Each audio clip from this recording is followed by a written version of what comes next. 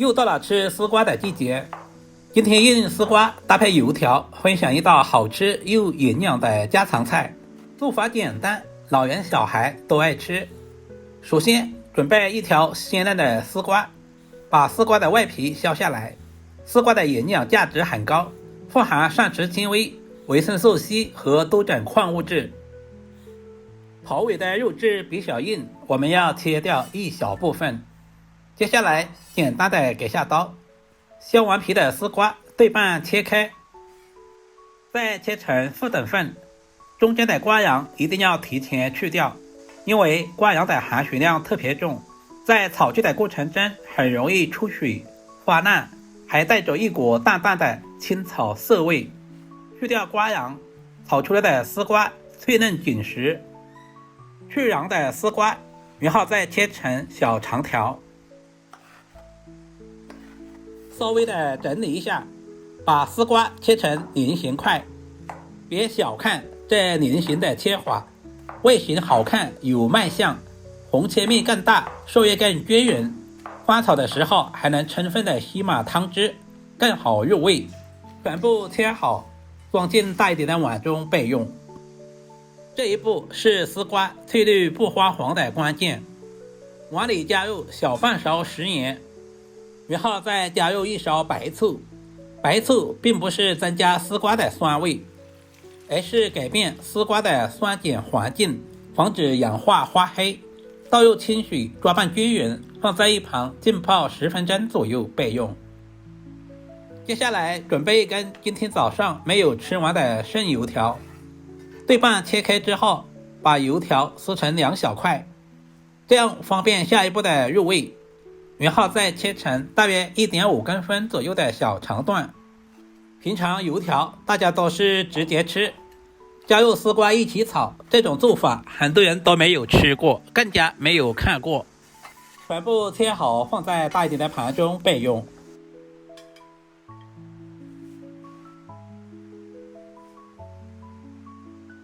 接下來準備小塊純瘦肉，瘦肉也不需要太多，1小塊就可以。絲瓜加入少許的瘦肉，不僅增加了整道菜的營養，同時豐富了口感。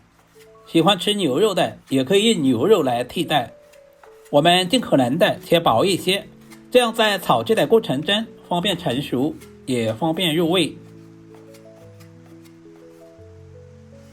把切好的瘦肉放进大一點的碗中。接下來我們要簡單醃制一下，加入小半勺玉米澱粉，加入適量的清水。加入澱粉是給肉片起個保護的作用，加入清水可以使肉片充分的吸收水分，在炒制的过程中就不容易发柴发硬。经過10分鐘左右的浸泡，這個時候的絲瓜顏色翠綠的，一點都沒有氧化發黑。浸泡的時間控制在10分鐘左右，千萬不能泡太久，不然有一股水汽味。這一步千萬要記住。把絲瓜撈出來，放在肉籃裡面控乾水分備用。所有食材準備好，起鍋加入少許的食用油，油溫燒熱以後，把準備好的油條直接倒在鍋裡，小火慢慢煸炒。油條本身吸油，直接下鍋炒很容易煮爛。小火煸乾表面多餘的水分，口感外酥裡嫩，後續吸絲瓜的湯汁，不會軟塌花膩。炒至油條的表面微微金黃，炒制成視頻中這樣，盛在大一點的碗中備用。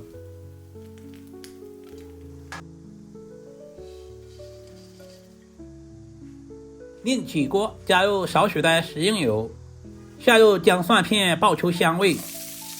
這道菜屬於清淡烤，我們就不需要添加小米椒。